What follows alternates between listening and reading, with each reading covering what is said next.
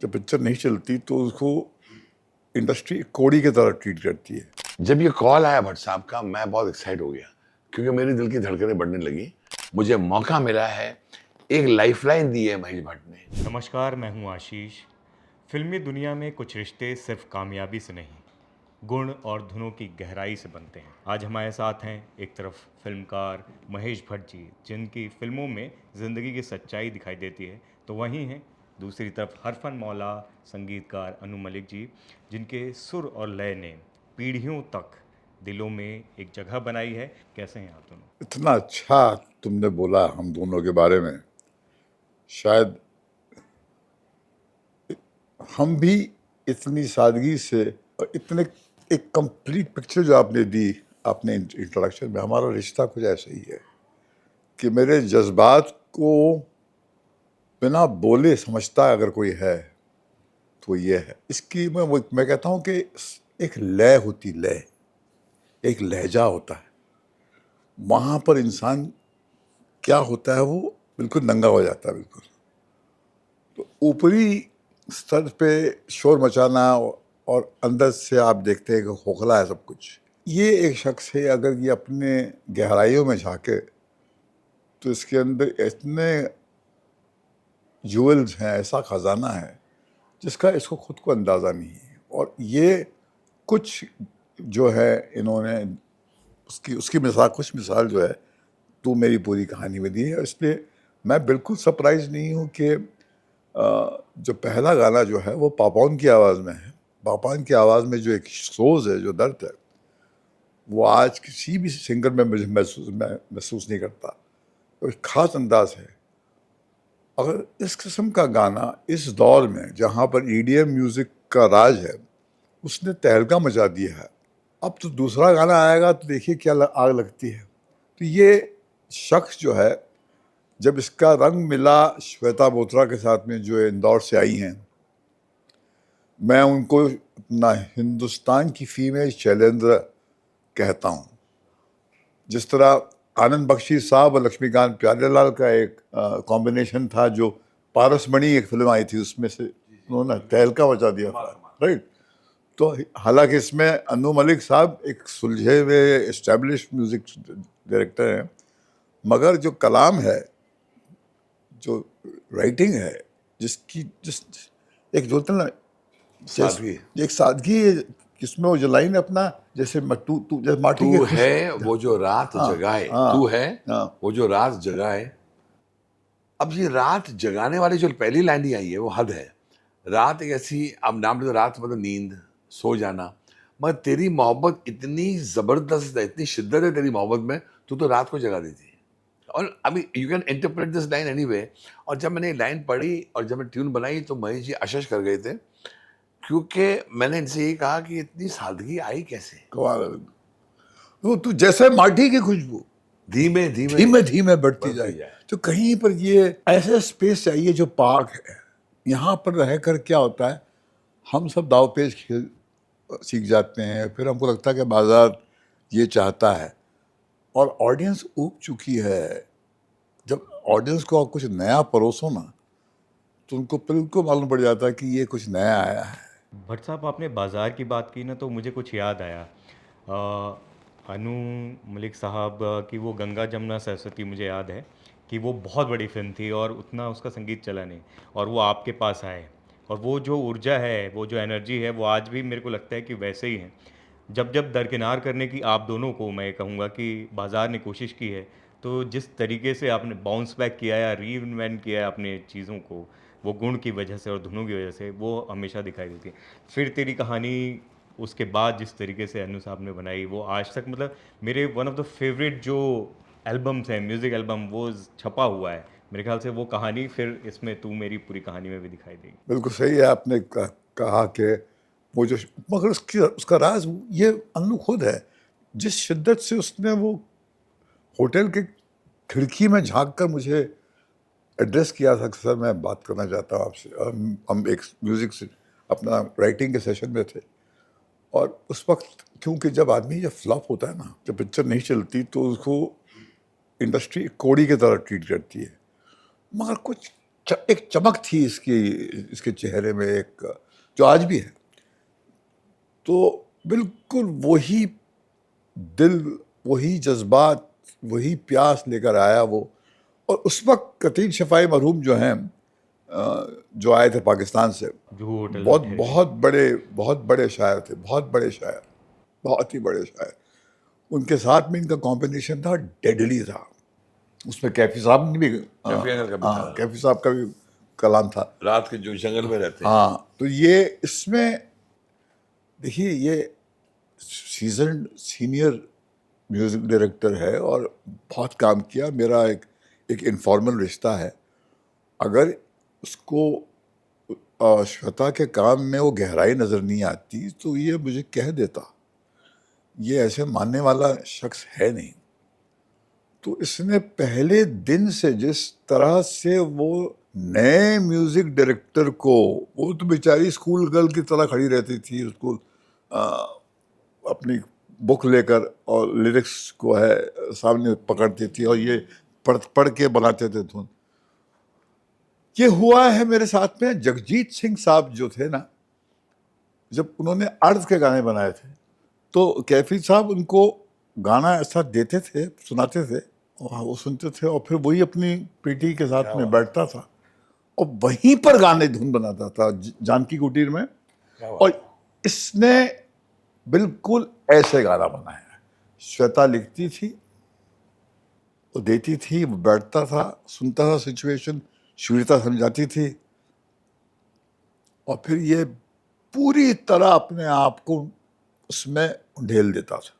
जो सब कुछ अंदर होता था पूरा उंडेल देता था और वो समझ जाता था आपके बॉडी लैंग्वेज से कि ये सुर सही लग रहा है कि नहीं लग रहा। यह है एक रिश्ता है हम दोनों का। और मुझे तो इतनी खुशी है। देखिए, हमारी फिल्म इंडस्ट्री में कहते हैं कि 3 मौसम होते हैं।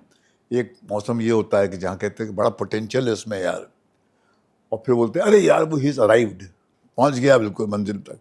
फिर बोलते हैं यार ख़त्म हो गया, फिनिश्ड। बहुत कम लोगों की ज़िंदगी में चौथा सीज़न होता है, he is back, this man is back. मैं कहता हूँ कि तू मेरी पूरी कहानी जो है is not is come back, it's a hit back. और ये अजीब है, वो सर्दियों की कोख में ही कहीं पर आपकी आग जो है वो पूरी तरह जो है जागती है। तो जब बहुत माहौल बहुत डिस्प्रेसिंग हो जाता है और आप बिल्कुल तन्हा हो जाते हैं, आपको सेल्फ डाउट घेरता है, क्यों हर आर्टिस्ट जो है सेल्फ डाउट से घिरा रहता है सारी उम्र, साए की तरह उसका पीछा करता सेल्फ डाउट। तो ये उस माहौल से निकल कर आया है और ऐसे आया है जैसे कोई जायंट निकल के आया बिल्कुल। और ये मैं नहीं कह रहा हूँ, आपके डेटा कह रहा है। आज तो एल्गोरिदम्स का ज़माना है आज का। हाँ बिल्कुल, ये तो एल्गोरिदम्स पे देखकर हमको डेटा से बड़ा कोई सच है नहीं हमारे पास आजकल। पर्सनल ओपिनियन नहीं है, सामने लिख देता है जो हाँ भी बिल्कुल लग सामने जाता आ है। जाता हाँ अनु जी, वो जो आग की बात कर रहे हैं ना, तो जब जब इंडस्ट्री वो आग आपके अंदर की बुझाने की कोशिश करती है ना, वो उस आग के साथ, वो डबल फायर के साथ आप बाउंस बैक करते हो। ये आज की बात नहीं है, हमेशा की बात है। फिर मुझे वो फिर तेरी कहानी याद आएगी, वो याद आती है कि भट्ट साहब ने आपको सुबह के आसपास आपसे मीटिंग हुई, वो खिड़की के, और वो रात तक आपने शाम तक 3 गाने बेहतरीन आपने बना के दे दिए। जब पहली बार तू मेरी पूरी कहानी के लिए भट्ट साहब का या जिसका भी फ़ोन आया और पता चला कि भट्ट साहब जुड़े हुए हैं, क्या रिएक्शन था? आशीष जी, मैं विस्तार में इसलिए बताना चाहता हूँ, जितना आप रखना चाहें रख लें। ये कहानी बहुत दिलचस्प है, लेकिन इसमें बहुत कमाल का दर्द छुपा हुआ है। भट्ट साहब ने कुछ डायरेक्टली कुछ बातें कही हैं, मैं सुन रहा था बड़े गौर से। आपने भी मेंशन किया था कि एक फिल्म नहीं चली थी गंगा जमुना सरस्वती, उसके बाद ये म्यूजिक तूफान बन के आया। मेरा, या तो कोई माने इस बात को नहीं माने, मेरा कुछ पिछले जन्म का रिश्ता लगता है भट्ट साहब के साथ। सम पीपल में से आप क्या बात कर रहे हो, लेकिन how does this man come to know कि मेरे अन्नू मलिक को मेरी सख्त ज़रूरत है। मैंने उसे बात नहीं हुई, ये कभी फोन उठा ले नहीं उठाया, अपनी दुनिया में रहते हैं, काम करते हैं, मेहनत करते हैं, बहुत बहुत सी चीजें करनी है उनको जिंदगी में। हुआ यूं कि जो हुआ सो हुआ, उसका हमने नाम रखा है हमारी स्ट्रगल का, जो हुआ सो हुआ, और ज़्यादा उसके बारे में बात नहीं करेंगे। लेकिन जब दरवाजे सब बंद हो गए, दरवाजे खिड़कियां सब बंद हो गई, पहले तो हम कहते थे कि पहले भी एक दौर देखा था, चप्पलें बहुत थी, जूते बहुत थे हमारे सिटिंग रूम के बाद, उसके बाद सब चले गए। इस बार जूते चप्पल उठाकर हमारे जो थे वो भी लेके चले गए। दरवाजे बंद, खिड़कियां बंद, सिर्फ एक पत्नी खड़ी हुई है, मेरी वाइफ अंजू, और मेरी 2 बेटी अनमोल अदा। वो तीनों मेरा चेहरा देख रहे हैं। 1 साल गया, 2 साल गया, 3 साल गया, 4, 5, 6, 7, मैं काम कर रहा था, ऐसे भी काम नहीं कर रहा था, लेकिन मैं काम कर रहा था, लोगों की आंखों में पड़ रहा था कि लोग चले जा रहे हैं, नया दौर आ गया, नया संगीत आ गया, नए अंदाज फिर से आ गए। इस बीच में मुझे नहीं पता था कि एक स्टोरी स्क्रीन प्ले डायलॉग के साथ कहीं और कहानी ऊपर वाला लिख रहा है, कि विक्रम भट्ट साहब जो उनके रिश्ते में भी हैं, बहुत काम भी किया है, हमने भी काम किया है, उन्होंने एक दिन पता नहीं अचानक किस मूड में आके कह दिया कि भट्ट साहब आप अपनी टाइप की स्टोरी क्यों नहीं लिखते, जो रोमांस है, मिठास है, जो इंटेंसिटी है। तो भट्ट साहब कहते हैं कि भाई मैं कर लेता हूँ, मैं लिखता हूँ, लेकिन मुझे संगीत नहीं मिलेगा तो मैं लिखना नहीं चाहता। मैंने कहा म्यूजिक कौन देगा, आज कोई म्यूजिक देने वाला नहीं है। तो विक्रम भट्ट ने कहा कि अन्नू मलिक। अब बिल्कुल बिना हेजिटेशन इससे एक है, तो विक्रम अन्नू मलिक जी, विक्रम भट्ट ने फौरन उनको देखा, इनको ले लो। इन्होंने मुझे बुला लिया। कहानी यहाँ से शुरू होती है, तू मेरी पूरी कहानी। जब ये कॉल आया भट्ट साहब का, मैं बहुत एक्साइट हो गया, क्योंकि मेरे दिल की धड़कनें बढ़ने लगी, क्योंकि वो वही कॉल था जो आपने अभी दोहराया कि एक ज़माना बाजा उठा के मैं गया था, जहाँ इनकी सीटिंग चल रही थी, और मैं हाथ जोड़ के खिड़कियों को मार रहा था, एक बार सुन लो। उन्होंने सुना और रिजल्ट बस तू मेरी पूरी फिर तेरी कहानी याद है।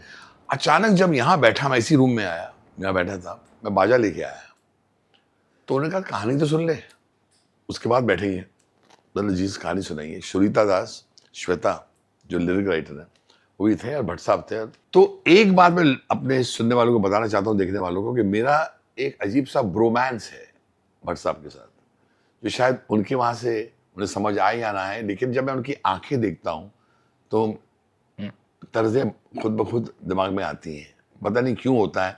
अच्छा, मैं बताना चाहता हूँ, ये फैक्ट है, जो खुशबू आपको फिर तेरी कहानी याद है कि मिली, जो खुशबू आपको तू मेरी पूरी कहानी में, वही दिल की धड़कन, वही संगीत बाहर क्यों नहीं आता है। तो आप समझा करो मैं क्या कहना चाहता हूँ। ये जब बाजा खुलता है तो तर्ज वही बनती है जो उनकी आंखें पुकारती है, जो उनका दिल, आप समझे मतलब। तो सबसे पहले तो मुझे ऐसे देखने लगे, कहानी सुनो। शुरिता ने कहानी सुनाई, कहानी सुनाते गए, बोला ये जो औरत है इसका नाम है शुरिता दास मतलब जी, और ये लड़की गाने लिखी है, ठीक है। मैं दूसरे कमरे में गया और मैं ये ट्यून गाने लग गया जो मैं बना रहा हूँ, जो सुनाई, जो आज नंबर 1 पर जा रहा है गाना, दाता तारती तारता, ऐसे गा रहा हूँ। बाजा लेके आया सामने, उनको सुनाया, ये ऐसे बैठे हुए थे, ऐसे चौके, ऐसे आगे आए। श्वेता मेरे सामने, क्योंकि मुझे भी कम थोड़ा दिख रहा था, तो उसने क्या किया, मेरे सामने फॉन्ट बड़ा लिखा। तो पहली बार मुझे लगा कि मेरा राइटर मुझे कितनी इज्जत दे रहा है, उसकी भूख उसकी मुझे नजर आई।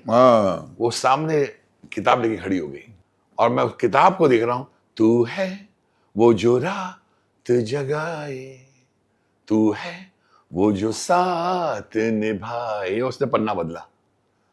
तू जैसे माटी की खुशबू, फिर पन्ना बदला, बड़ी बड़ी लिख रही थी, धीमे धीमे बढ़ती ही जाए, जो तुझसे भी कहीं ना तुझे वो बात बतानी है। यहाँ तीनों रुक गए और मुझे देखते रहे लास्ट लाइन क्या लेके आया। कोई आता जाता किस्सा नहीं, तू मेरी पूरी कहानी है। क्या बात, क्या बात। इन्होंने गाना सुना और गले लग गए। कोई आता जाता रिश्ता नहीं, कोई आता जाता किस्सा नहीं, किस्सा नहीं, हाँ। तू मेरी पूरी कहानी है। और जिस दिन गाना रिकॉर्ड हुआ था आशीष जी, गाना, मैं ये सबको कहता हूँ इंटरव्यूज में कि जिस दिन मैं पहला गाना रिकॉर्ड करने जा रहा था, ये पहला गाना रिकॉर्ड हुआ है, उस वक्त जब मैं नहा रहा था, सुबह सुबह उठ के, मुझे नींद नहीं आई, 5:30 बजे मैं उठ गया था। I remember that time very well, मुझे नींद नहीं आई थी। तो मेरी वाइफ जानती थी कि ये वही एक्साइटमेंट है अनु, जब अनु मलिक को जो पहली फिल्म मिली थी ना, वो तो मेरी अर्धांगिनी से ज़्यादा वो तो मेरी साथी रही है. She is like a mother to me, a friend to me, a wife to me. She was, my wife was telling, तू 5:30 में तू क्यों उठा हुआ है? मैं जानती हूँ. बोला आज पहला गाना है महेश भट्ट साहब का. तो जब नहा रहा था, I said this is my first song of my life. ये मैंने 300 350 फिल्में की हैं, मैं उसको भूल चुका हूँ. मुझे मौका मिला है, एक लाइफलाइन दी है महेश भट्ट ने. जब दुनिया आपको छोड़ के चली गई है, एक छोटा सा क्रैक विंडो में आया हुआ है, थोड़ा एक रोशनी आ रही है, तो उसको, इस सूरज को पकड़ ले, इसको अपना ले. रिकॉर्डिंग पर गया, पूरा गाना रिकॉर्ड किया, बहुत मेहनत की, और एक एक्साइटमेंट ऑफ अ चाइल्ड थी कि जब भट्ट साहब आएंगे तो उनका रिएक्शन क्या होगा, क्योंकि ऑर्केस्ट्रा भी आ चुका था. मैं अपने साउंड प्रोड्यूसर टबी के साथ बैठा था, म्यूजिक प्रोड्यूसर. वो मुझे बोल रहे थे कि ऐसे, वो मुझे देख रहे थे, बोला काम डाउन, आपने बहुत अच्छा गाना बनाया, बहुत अच्छा गाना बनाया, जस्ट होल्ड ऑन. और घंटी बजी है, स्टूडियो में भट्ट साहब आए.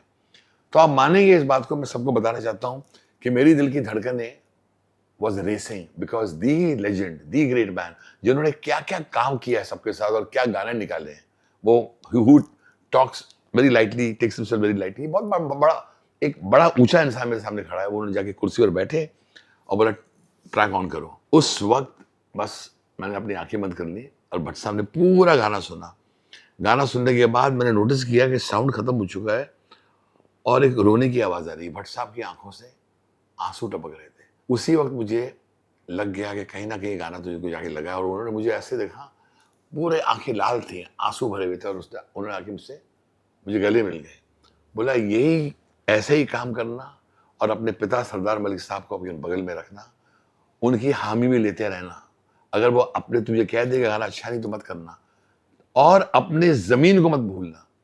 बाहर बहुत शोर है संगीत का, कोई ये म्यूजिक बना रहा है, कोई ट्रांस बना रहा है, कोई ईडीएम बना रहा है, कोई चिल्ला रहा है, कुछ हो रहा है. मुझे अन्नू मलिक चाहिए, जो मिठास का अन्नू मलिक, जो मेरी दिल की धड़कन है. अगर तेरी दिल की धड़कन बढ़ गई तो ये संगीत हिट है. मैंने इन्हीं को फॉलो किया है, और जो गाने बने हैं इसके अंदर, भुलाने की तुमको कोशिश जो की, कुछ तो है, तू है वो जो रात जगाए, ये इश्क है मेरी जान, और जितने भी सिंगर्स हमको मिले हैं, मैंने एक नई टीम बनी, पता नहीं कैसे. ये भी मैं बताना चाहता हूँ कि दुनिया जब बदलती तो सब बदल जाते हैं. जो हम समझते हैं हमारे साथ रहेंगे, वो नहीं रहते. तो ये कहते हैं, उसका शब्द बोलते हैं प्रथा है. ये कहते रहते हैं प्रथा है.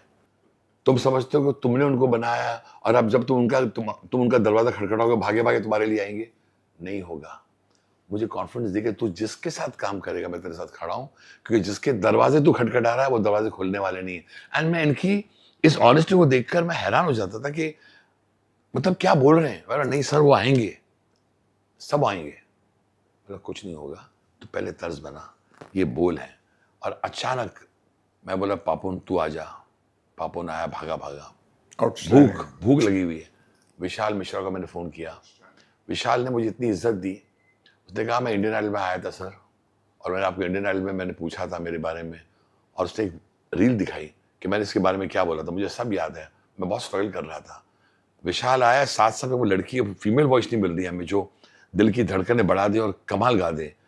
फिर मेरी नज़र पड़ी एक लड़की पर. मैंने बोला कि सर, एक लड़की है जो शोज़ में गाती है, लेकिन एक बड़ी गायिका के गाने गाती है, बहुत सुरीली है. तो इन्होंने कहा बुला लो. Look at his confidence. वो लड़की जब आई तो बैकपैक था, उसकी पता नहीं कैसे जीन्स पहनी हुई, सिंपल सी लड़की आई, और उसने गाना सुना. उसने जब गाना गाया तो महेश जी ने मुझे दूर से बोला, तूने सही लड़की पकड़ी है. उस लड़की का नाम है आनंदी जोशी, महाराष्ट्र की रहने वाली है, और मैं समझता हूँ कि महाराष्ट्र में बहुत मीठी मीठी आवाज़ें हैं, उनमें से एक लड़की ये है. और उसके बाद एक लड़का मिला मुझे, राघव. उसकी कहानी मैं चाहूँगा कि महेश जी सुनाए इस गाने के बारे में. गाने के बोल हैं ये इश्क है, वो कहानी मैं चाहता हूँ महेश जी बताएं कि क्या हुआ उस गाने के अंदर. वो गाना ऐसा हुआ. और फिर मेरी बेटी, इन्होंने बोला कि हमें एक अलग आवाज़ चाहिए, जो रोमांटिक आवाज़ हो लेकिन जेन जी की आवाज़ हो. तो मैंने कहा कि मैं लड़की को ट्राई करता हूँ.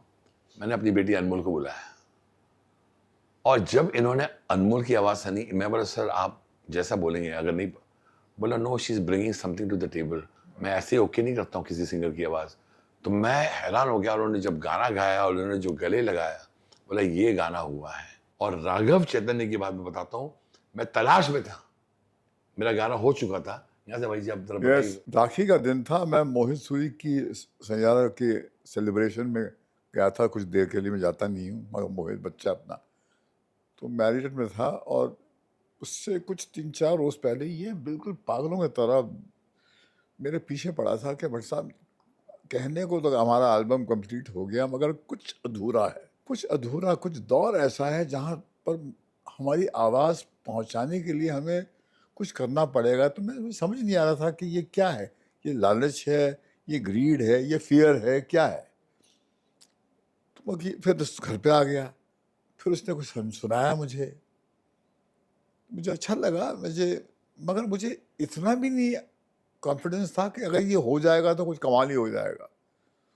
तो उसने देखा कि साहब मैं बिल्कुल कन्विंस नहीं हूँ, तो उसने कहा मैं अपने दम पे करता हूँ, मैं प्रोडक्शन पे बिल्कुल बोझ नहीं डालूंगा। मैं जानता हूँ कि एक मजबूरी होती है, बजट होता है, क्योंकि स्पेशली नॉन स्टारकास्ट पिक्चर है।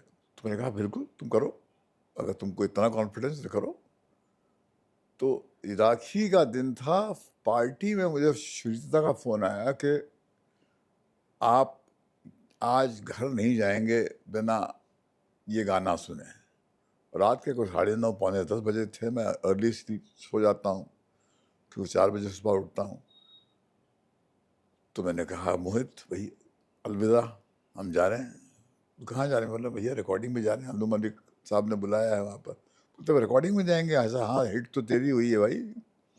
हाँ, और भी जो हैं तेरे ऐसे बहुत सारे लोग जो हैं जिनको उस हाथ की ज़रूरत है, उस साथ की ज़रूरत है, उस एंकरेजमेंट की ज़रूरत है जो कभी तुमको मिली थी।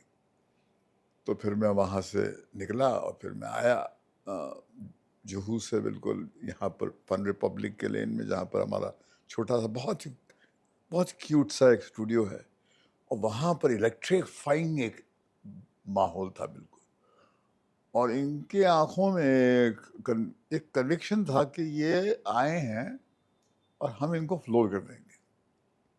और फिर उन्होंने गाना मुझे सुनाया और मैंने कहा कि वाह, कुछ बातें हम जैसे जो जानकार लोग, जो हम तो आप समझते हैं अपने आप को, हम भी वो बात समझ नहीं पाते हैं जो कभी कभी एक म्यूजिक डायरेक्टर या किसी आर्टिस्ट के दिल में होती है, जो सिर्फ काम करने के बाद ही समझ में आता है कि वो ये कह रहा था, वो ये इसके लिए तड़प रहा था। तो आज जब ये गाना मैंने सुना कि ये एक इंटरव्यू दे रहे थे कि वो, 1 हाँ million views in one day। हाँ, तो इतना बड़ा हिट होगा, ये कहीं पर इसकी एक कन्विक्शन और अंडरस्टैंडिंग और कंटेम्प्रेरी दौर से डिस्कनेक्टेड नहीं है। हालांकि धुन अपने मिजाज की देता है, मगर आज के दौर से ये बिल्कुल डिस्कनेक्टेड नहीं है। ये कोई आपको पास्ट इरा में ले जाना नहीं चाहता है। वो ये कहता है कि आज जो जिसको आप पास समझते वो भी आपके दिल की ही लय है। आपको आजकल कोई सुनाता नहीं है, इसलिए आपको लगता है कि वो पुराना है। हम सुनाते हैं, और इन्होंने सुनाया, उन्होंने पापन को भी लगाया, गले लगाया, चैतन्य को भी लगाया गले। तो ऑडियंस जो है, जिसको आप बोलते हैं, जो कंज्यूमर्स हैं, जो बहुत अच्छी बात जेन जी के रिप्रेजेंटेटिव्स हैं, जिन पे लोग बोलते हैं कि यार इनके समझ में नहीं आता ऐसी, इनको सिर्फ ईडीएम, गलत बात है, ऐसी गलत बात ही रॉन्ग है। जेन जी इतना प्यार करती है मेलोडी को, हिंदुस्तानी है, और हिंदुस्तानी लोग सिर्फ और सिर्फ मेलोडी को प्यार करते हैं। यहाँ तक कि मुझे एक कॉम्प्लीमेंट दिया किसी ने कि हमें गाना क्यों पसंद आ रहा है, क्यों पसंद आ रहा है, क्योंकि हम पहली बार बहुत दिनों बाद गाना गुनगुना सकते हैं। ये I think this is the very great line कि हम लोग अंडर आवर ब्रेथ, तो मैं बोला, आप सोच के बोला नहीं, एफर्टलेसली गा रहे हैं, अचानक ये आपकी तर्ज आके हमारे दिल में बैठ चुकी है। अब ये दूसरा गाना जो राघव ने ऑक्टेव हाई में गाया है, ये इश्क है, गिटार इससे डबल ऑक्टेव में गाया है, मैं लो में गा रहा हूं, ये इश्क है, ये इश्क है, ये इश्क है, ये इश्क है, ये इश्क है, एंड ड्रॉप्स हिज वॉइस, इश्क है। और जो लिखावट है श्वेता की मेरी तर्ज पर, ये इश्क है मेरी जान, अब बोलो पूरा सुनी बोल को, ये इश्क है मेरी जान, नाजुर इस पे चले,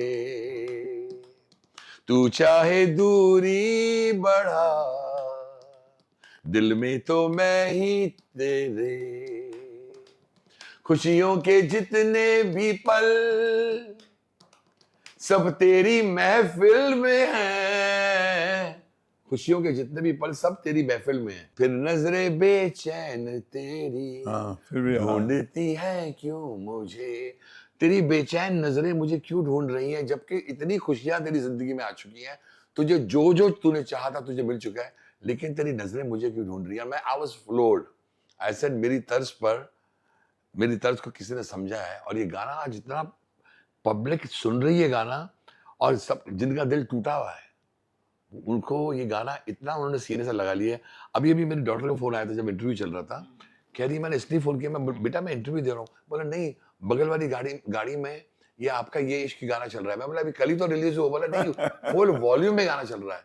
तो I think I want to thank the people of India, उनकी वजह से मैं अन्नू मलिक बना हूँ। ये तो है ही, रास्ता दिखाने वाले तो महेश भट्ट साहब ही हैं, श्रुतिका दास हैं, श्वेता बोत्रा है, ये एक ऐसी टीम बनी है जैसे कि राघव चैतन्य है, विशाल मिश्रा है, पापुन है, आनंदी जोशी है, अनमोल है, मतलब मैं इन सबका शुक्रिया अदा करना चाहता हूँ कि उन्होंने बहुत मेहनत की मेरे साथ। बट साहब जो आप ऑडियंस का जेनजीज का जो जिक्र कर रहे हैं, लोगों को ये लगता है कि वो जो रोमांस जो म्यूज़िक है, रोमांटिक म्यूज़िक, पूरी हम लव सागा की जो बात करते थे वो अब नहीं चलेगा, लेकिन आप जैसे मोहित की फिल्म की बात कर रहे हैं सैयारा की, या तू मेरी पूरी कहानी का जिस तरीके से अनु साहब ने म्यूज़िक दिया है, जो बोल हैं या जो तर्ज है वो इतना दिल पे उतरता है, वो सच्चे दिलों से वो जो बनता है ना, वो पूरे वो सुर वैसे हैं। ये जो बाजार वो बना देता है बार बार परसेप्शन, इसको कैसे देखते हो आप? बाजार, देखिए जो मार्केटियर है ना वो फियर के बेसिस पे ऑपरेट करता है। मार्केट के जो लोग हैं, जो ठेकेदार हैं, वो डरे हुए लोग हैं, वो उनको बड़ी बड़ी सैलरीज मिलती है, उनकी नौकरियां हैं, and they are compelled to show results. मगर जो एक ओवरफ्लोइंग जो दिल होता है, आर्टिस्ट का जो दिल होता है, वो प्यार पर ऑपरेट करता है। जिस धुन से वो प्यार नहीं करे ना, वो धुन पॉसिबल ही नहीं है आपके दिल को छुएगी। अगर एक डरा हुआ आदमी गाना गाएगा तो वो तो उसका डर कम्युनिकेट होगा। जब वो एक बोलते ना कि great art comes from a broken heart और एन ओवरफ्लोइंग हार्ट। या तो एक ओवरफ्लोइंग दिल हो आपका, प्यार से भरा हुआ, या दिल ऐसा टूटा है आपका कि वो दर्द फिर निकलता है, फिर जैसे आपका वो भुलाने की कोशिश जो है, वो गाना इनको बहुत पसंद दर्द है। वो गाना सुनिए धीरे धीरे। हाँ हाँ, भुलाने की तुमको कोशिश जो की, तुम याद आए, बहुत याद आए, भुलाने की तुमको कोशिश जो की, तुम याद आए, बहुत याद आए, गुजरे दिनों को फिर जीने की चाहत, न तुम रोक पाए ना हम रोक पाए। क्या बात। तो ये गलत है कहना कि हमारे बच्चों में वो गहराई है नहीं। बहुत गहराई है बच्चा, बहुत गहराई है। ये इट्स अ सुपीरियर जनरेशन। देखिए, एक प्रिंसिपल ऑफ एवोल्यूशन है, एवोल्यूशनरी जो है ना, क्या बात है। वो कुदरत जो है अपने आप को वो इम्प्रूव करती है, मगर कुछ बातें टाइमलेस होती हैं कि जो आपके पुरखों ने छुआ है वो आज भी उनके दिल में है। They can reach that, they can touch that. और हाँ, अंदाज बयां बदल जाता है। जैसे इन्होंने कहा था कि भैया कि आज के दौर में ये एक श्रिल कम्युनिकेशन बहुत ज़रूरी है, इसलिए चैतन्य को खोज के जब लाए हैं। मगर साथ साथ में जैसे मेरी बेटी है पूजा, वो पागल है बिल्कुल पापा उनके वर्जन पे। वो कहती कि इससे बेटर मैंने गाना सुना ही नहीं। बहुत बड़ी बात है, बहुत बड़ी बात है। तो it takes all kinds of people to make the world. तो हर किस्म के गाना, मगर वो गाने इसलिए नहीं हमने दिए कि बाजार में चलो ये परोसते हैं, नहीं, हमारी कहानी के लिए सही था। सुरीता का एक नज़रिया था जिसको फॉलो करके, क्योंकि वो भी संगीत की दुनिया से आती है, बंगाल के घरों में। और बंगाली को हाँ, तो पिता एकदम उनके जो वायलिन पसंद है बजाते थे, संगीत। खुद वायलिन बजाती हैं, और श्वेता जो है लिखती हैं, बिल्कुल वो पोएट हैं। तो ये एक हो गया। मैंने तो अपने आंखों के सामने एक रहस्य देखा है। मैंने 4 नए लोगों को जन्म लेते हुए देखा है। आई मीन, अनमोल को मैं नया ही कहूँगा, क्योंकि वो अब तक उसने मेरे लिए नहीं गाया है। नहीं, उसने और पहली बार जो गाया, हाँ, एक्चुअली वो खुद कह रही है मेरा पहला गाना है। वो अब आनंदी, चैतन्य, और ये जो हमारे जो 2 हैं, और हमारे 2 राइटर हैं और डायरेक्टर हैं, और फिर एक व्यक्ति जो है जिसका रेजरेक्शन हुआ है, जिसके दरवाजे से चप्पलें जो थी, जो जमा होती थी कि भैया अंदर सेटिंग चल रही, बहुत सारे लोग हैं, वो आहिस्ता आहिस्ता गायब होनी शुरू होगी। ये मेटाफर वही दे सकता है, ये इमेज वही याद कर सकता है जिसने वो तन्हाई की गहराई को महसूस किया है। इसके गाने वहाँ से निकलते हैं। अनुज जी, वो कन्विक्शन भी वो आपको वो कॉन्फिडेंस देता है कि आज जब ऑनसेम्बल म्यूजिक डायरेक्टर्स फिल्मों में हमें दिखाई देते हैं, हाँ, एक पूरी तरीके से फिल्म और उसमें आपका कन्विक्शन, आपकी चाहत और भट्ट साहब जैसे जानकार वो एक साथ मिलते हैं, तो फिर इस तरह के जो म्यूजिक है वो निकल के आता है। आशीष जी, एक्चुअली इन्होंने कहा था कि मेरा एक ही साउंड होना चाहिए, यूनिफॉर्म साउंड होना चाहिए। मैं नहीं चाहता कि मैं इसको भी गाना दे रहा हूँ, उसको भी दे रहा हूँ, लेकिन वो यूनिफॉर्म साउंड मेरे पिक्चर को समझने वाला चाहिए।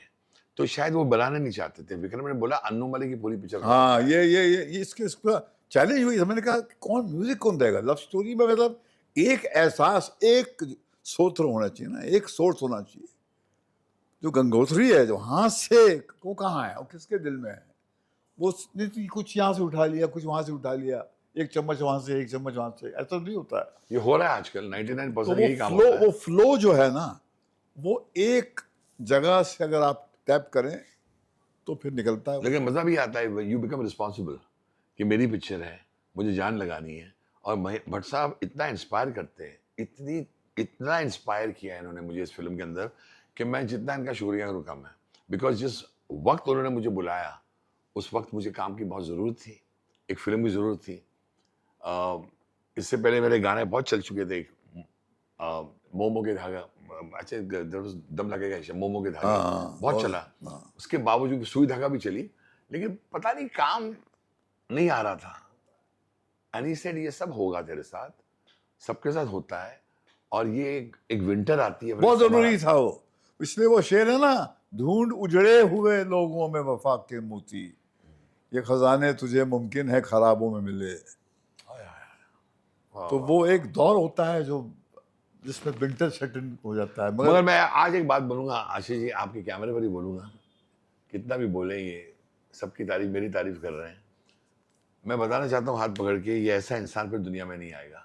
ऊपर वाले ने मुझे एक तोहफा दिया जिसका नाम है महेश भट्ट। इन्होंने जो जो मुझे बोला वो सच हुआ। जब मैंने बोला सर, मैं देखिए आज के जो बहुत बड़े टॉप सिंगर्स हैं मार्केट में, उनसे मुझे मेरी तलब हो गई काम करने की। होता ना कि मुझे पिक्चर मिली है तो मुझे बेस्ट सिंगर चाहिए, होता ना, दिमाग में आता है ना। आप भी बोलोगे कि मुझे इसका इंटरव्यू लेना है। भट्ट साहब मुस्कुराते गए, देखते गए। इनको हर सवाल का जवाब इनके पास था। बोला तू जो ढूंढ रहा है ना, एक मैंने बहुत बड़े मेल सिंगर का नाम लिया, इन्होंने खुद बोल दिया नहीं, छोड़ दे, ना वो फोन तेरा उठाएगा, ना वो तेरा गाना गाएगा। ऐसे नहीं साहब, ये इतना अच्छा ट्यून बनी है, जरूर गाएगा। बोला कुछ नहीं होने वाला है और मुझे चाहिए नहीं। तो मैं बोला भट्ट साहब आप श्योर, आई श्योर? इतनी बड़ी पिक्चर बना रहे, नई लड़की है डायरेक्टर, नई लड़की lyric writer, we need a team of big huge names, हमें गाने बेचने, हमें म्यूजिक कंपनी को। बोला मुझे तू चाहिए। फिर मैंने एक बहुत बड़ी फेमस सिंगर का नाम लिया। मैंने बोला बहुत अच्छी गायिका है, इनके साथ काम करने तो बहुत फर्क पड़ेगा। तो अगेन मुस्कुराए, नहीं होगा, भूल जा। तो अपने आप को स्ट्रगलर समझ, तेरा इम्तिहान शुरू हो चुका है। और ये जो बातें इन्होंने कही ना कि मेरे साथ आज कोई नहीं है, बोला तेरे साथ तेरी कला है, the way he said it. तू बाजा खोल। जब मैंने बाजा खोला, मैंने ट्यून कॉर्ड्स बजाए, बोला ये है तेरा साथी और तेरे पिताजी यहाँ बैठे हुए हैं और कुछ नहीं है तेरे पास, कुछ नहीं है। यही हुआ था, फिर तेरी कहानी याद आई के अंदर, ना राइटर्स थे ना सिंगर्स थे। आज कमाल का वो अजीब सा सिचुएशन है, ना राइटर था ना सिंगर थे, लेकिन राइटर भी लेके आके रखा है इन्होंने। सोने के हो, हीरे के हो, बैसाखी बैसाखी होती है ना।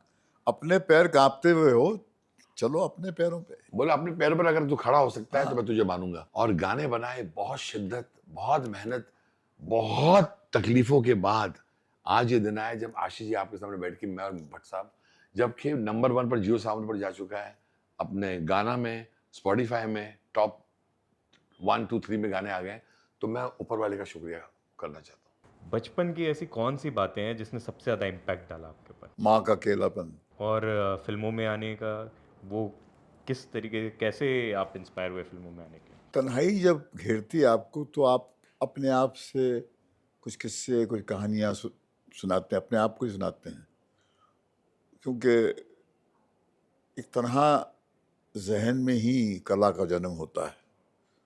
The वूम of creativity is loneliness. तो वहाँ पर सिनेमा हर किस्म का देखा, मगर हिंदुस्तानी जो सिनेमा था, न जाने 8-9 साल की उम्र में प्यासा देख ली थी, मगर ऐसा लगता था मैं जानता हूँ गुरुदत्त की रूह को। आसिफ साहब की मुग़ल आज़म देख ली थी तो लगा था कि वाह, अदा हो, हिम्मत हो तो ऐसी हो। फिर मदर इंडिया देख ली थी, उससे बड़ी हिंदुस्तान में कभी फिल्म बनेगी नहीं। गंगा जमुना देख ली थी।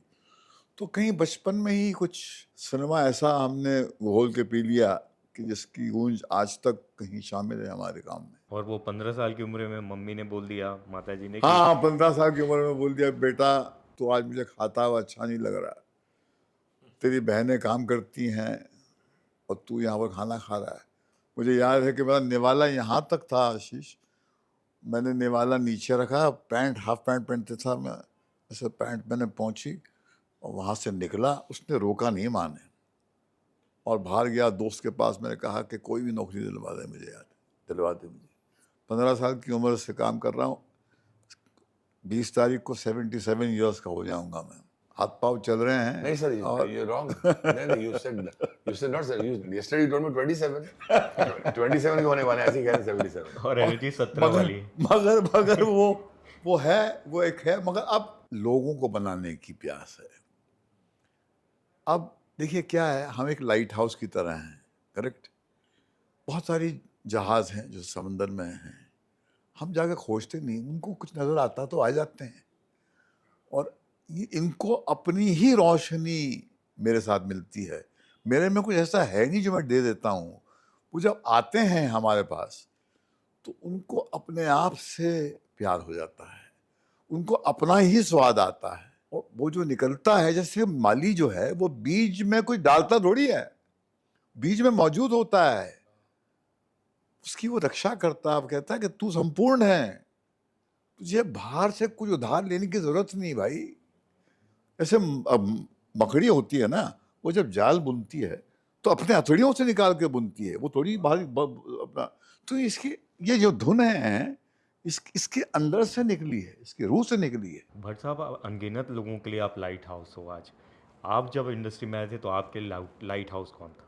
मुझे याद है कि मेरा जो पहला इंटरव्यू था, राज खोसला साहब ने, 19 साल का था मैं, तो मैं गया था उनके कमरे में, तो गुरुदत्त साहब की तस्वीर लगी थी जिनके सामने वो बैठे हुए थे, और उन्होंने एक बहुत सिंपल बात पूछी, बेटा do you know anything about films? तो मैंने कहा नहीं जी, मैं नहीं जानता। तो उन्होंने कहा, हम मुस्कुरा के, उन्होंने इतनी इतनी इतनी महानता से राज जी ने कहा था, very good, 0 is a great figure to begin from. तो जिस आदमी ने शून्य के को कहा कि शून्य से बड़ी कोई चीज़ नहीं है, वो जो पार्ट आपको बचपन में मिल जाता है, 19 साल की उम्र में मिल जाता है, वो आज भी है कि आई एम वेरी प्राउड कि आई डोंट नो माइंड। आज भी कुछ इतना करने के बाद लगता है कि स्लेट जो है बिल्कुल साफ है, मगर आज कहीं खुद पहुंचने की नहीं है। ये पहुंच जाए, सुदीता पहुंच जाए, श्वेता पहुंच जाए, अनु दोबारा अपने फुल फॉर्म में आ जाए, ये नए कलाकार जो हैं वो अपने मंजिलों को हासिल कर लें, तो उससे ज़्यादा सुकून जो है ना, वो शायद मैं इस उम्र में, इस फेज़ ऑफ लाइफ में पा ही नहीं पाऊंगा। इतने उतार चढ़ाव के बीच भी वो एनर्जी, वो फायर आज भी, वो लाइट हाउस बने हुए इतने लोगों के लिए, इतने लोगों के लिए इंस्पिरेशन हो, वो कहाँ से लेकर आते हो आप? जलना पड़ता है, आग रोशनी देने के लिए कुछ तो है जो जलता रहता है, एक भट्टी है अंदर, मगर वो है, वो डीएनए में है, वो कुदरत की देन है। हम आईने की तरह उसको रिफ्लेक्ट कर रहे हैं। ये कहना कि ये मेरा है, नहीं, ये कहीं से हासिल हुआ है, तो जो है वो दे के ही जाएंगे। सबसे खूबसूरत बर्थडे आपको याद है कौन सा था? अब जो आएगा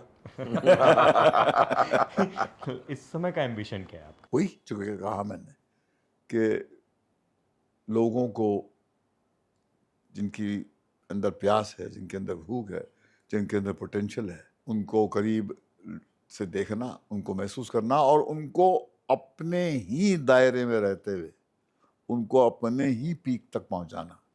क्योंकि जब तक बागीचा खूबसूरत कब बनता है?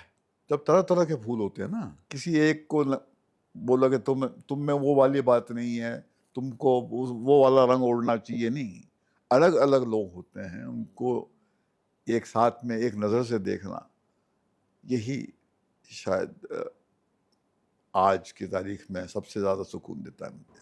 Thank you so much thank you. साहब। आप अपनी नज़्म से कुछ इनके जन्मदिवस पे कुछ कहना चाहेंगे? इनको मैंने बहुत से इंटरव्यूज में कहा है कि जब मैं इनकी आंखें देखता हूँ, जब ये सामने बैठे हैं, तो मैं अपना गाना शुरू करता हूँ। और मेरे गाने बनते हैं इनको मैं देखते देखते। अब ये बोलते हैं ऐसी क्या बात है, वो शिद्दत, वो मोहब्बत जो उनकी आंखों में है, वो तर्ज बना के लेके आती है। तो उनके लिए मैं वही गाना गाऊंगा जो तू मेरी पूरी कहानी का है, विच इनकैप्सूल्स द ग्रेटनेस ऑफ भट्ट साहब, और जो मुझे इंस्पायर करते हैं। श्वेता बोत्रा का लिखा हुआ गाना है।